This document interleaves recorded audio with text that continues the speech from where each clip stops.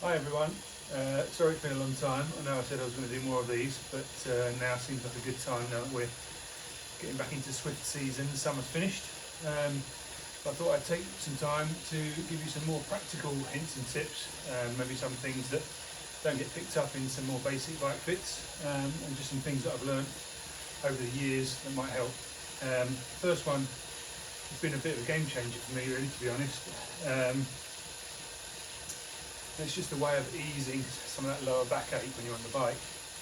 Obviously, part of the bike fit, we're going to get you in the best position for you. But even for myself, sometimes I suffer a little bit and sometimes let the exercise and the core strengthening slack. So I start to feel it in my lower back. Now obviously when you're out on a ride, you haven't got time to stop, do some planking or some bridges and things to try and alleviate some of that back pain.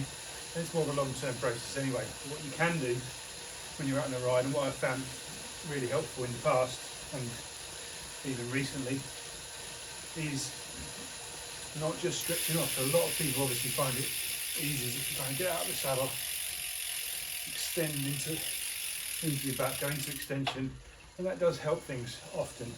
What a lot of people find though is it only works for a few seconds, and then before you know it, you're out with your flexed back position, being a bit lazy potentially. The pain starts to come back on again, the ache starts to reappear. What I've found works a lot more, I say long term, it's long term in terms of the ride, is actually to engage the other muscles that help support your spine, so transverse abdominals, multifidus, and hopefully releasing a bit of your psoas, which always gets tight, which runs from inside your pelvis up onto your spine and rib cage.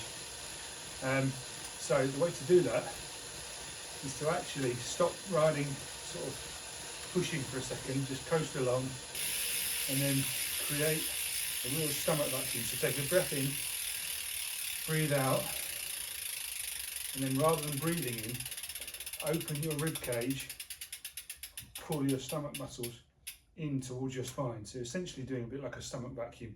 You're really engaging your internal obliques, your transverse abdominals, and just kind of sucking. So what you're thinking about is opening the ribs, pulling the lower abdominals and everything down low towards your bladder, back towards your spine. So you pull in as hard as you can. You can still breathe while you're doing that, and then release. So you want to suck in and hold it for maybe a 5 count, then let go. I would advise maybe doing that sort of 2 or 3 times.